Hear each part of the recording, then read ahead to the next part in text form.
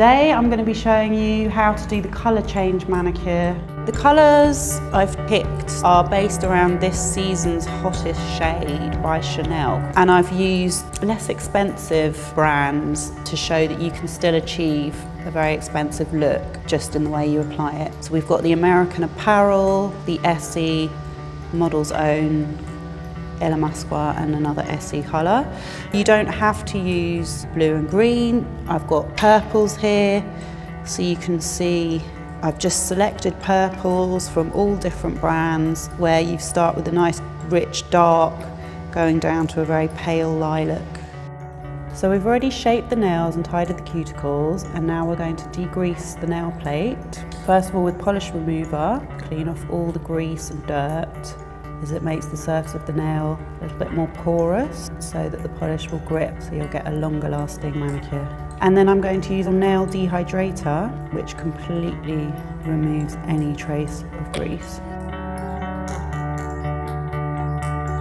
So now we get to the base coat. Nice thin layer, should be very quickly applied. So what you'll find is, if you've applied it thin enough, by the time you've finished one hand, first nail should be dry. So we're going to apply the polishes in the reverse order. So this will be the thumb and this will be the little finger. So I'm going to start with the blue first. Just make sure you've got enough polish on your brush to cover the nail, so you don't have to go back in to the bottle, because that's where you start to make a mess, dries out and you get brush marks. So moving on to the next colour, which is an aquamarine. So I'm going from blue to green.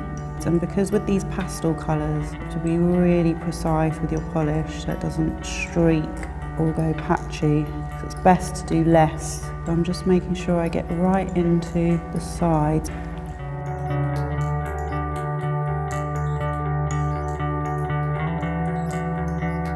Now we're getting slightly more green with the colour. And right into the cuticle there, and down the side wall. And just use my thumbnail to clean it. So you've got right to the edge. And we've got a slightly darker green.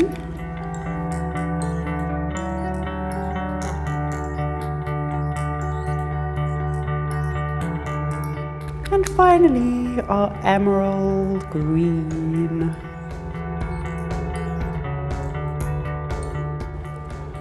So on the second coat, you should see perfectly applied, no streaks or uneven patches, and that's what you're aiming for.